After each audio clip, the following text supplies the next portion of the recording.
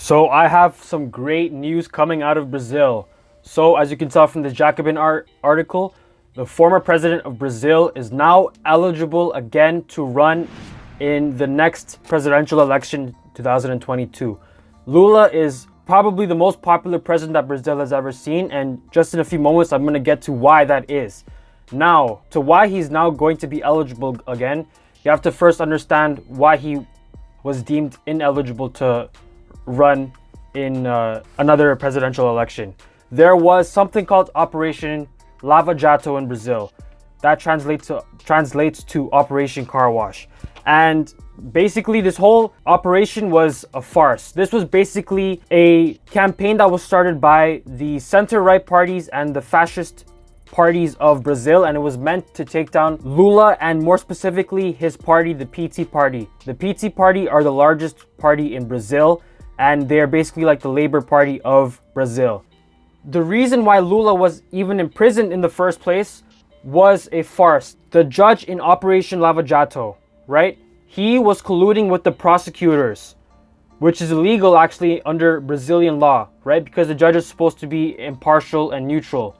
And what they ruled was that Lula, the former president of Brazil from 2002 to 2010, he was granted a beachside apartment by a construction firm in Brazil in exchange for a nice government contract from their state-owned oil company. The funniest thing is that the judge in that case, Sergio Moro, he was later appointed as the Minister of Justice by Bolsonaro. So clearly there's a lot of corruption here, and basically what happened was the Brazilian Supreme Court, they ruled that they were going to annul all of former President Lula's convictions. The Supreme Court Justice Fachin said that the court that convicted Lula in the southern city of Curitiba did not have the legal authority to convict Brazil's first worker party president.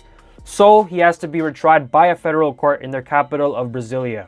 As I said, this will restore Lula's political rights, allowing him to run in next year's presidential election under Brazil's Ficha Limpa clean slate law, which was passed by the PT government. Ironically, politicians convicted of crimes or impeached are unable to run for elected office. So Lula, this guy is such a great man. I'm going to get to some of his policies as to why he's highly regarded amongst Brazilian people and around the world. This is a great piece of news, especially if you are someone that is an advocate for the working class and if you consider yourself to be a part of the left.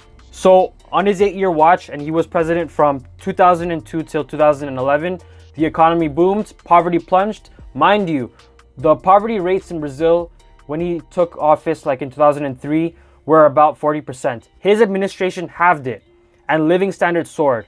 What was so special about Lula was that his administration, they made it their mission to include the most marginalized people in Brazilian society into politics. So we saw many people that were living in favelas, which are slums, basically, be educated. There were so many universities that were created under his administration, which is funny because Lula is from a working class background. He doesn't even have a university degree, and he oversaw a large amount of universities being implemented. And also minimum wages increased as well. More money was being put into the middle class, working class people's pockets. That's why he was so popular, right? And in 2018, right, he was going to run for a third term. He left office in 2011, right? But he ran again in 2018. He was leading according to the polls, but he was convicted under this Operation Car Wash.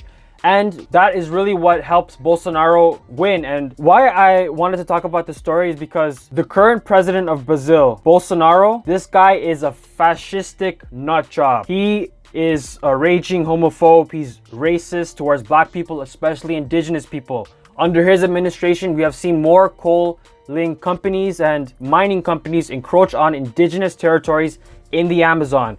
He's also worked to repeal environmental protections, and he has been basically a puppet to the United States. That's another important thing too.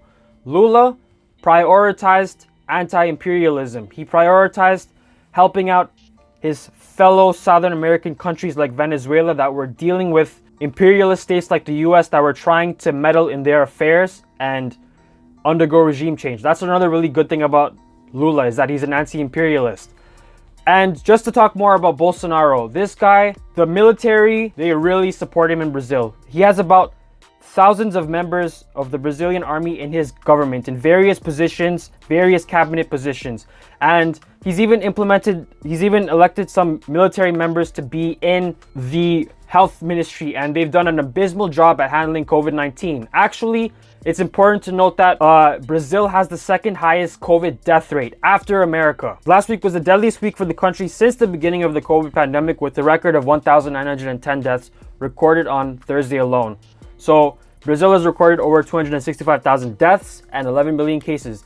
ICU wards across the country are fast running out of space. Cities are running out of vaccines. The government appears to be encouraging the virus to rage out of control. You guys get the deal. Bolsonaro is bad. He's a fascist.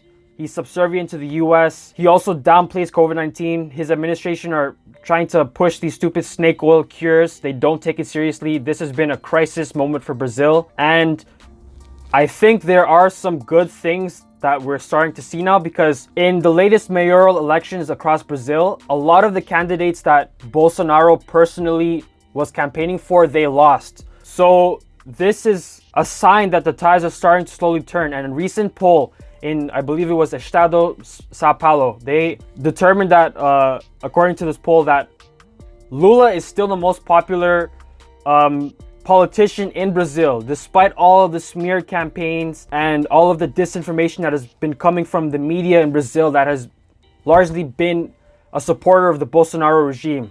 So I really hope that this man runs in 2022, because he is a working class champion. He will erase a lot of the damage that Bolsonaro has already inflicted on Brazil. So yeah, this is great news. A great victory for the left, a great victory for humanity, because Bolsonaro is trash. Yeah, that's all I had to say about this. It's a good thing that Lula is eligible to run again, because we need to take this fascist down. Enough is enough with Bolsonaro. The guy is a crazed lunatic nutjob. But yeah, thank you guys for watching. If you want to see more, like this video, subscribe, hit the bell so you always get notifications.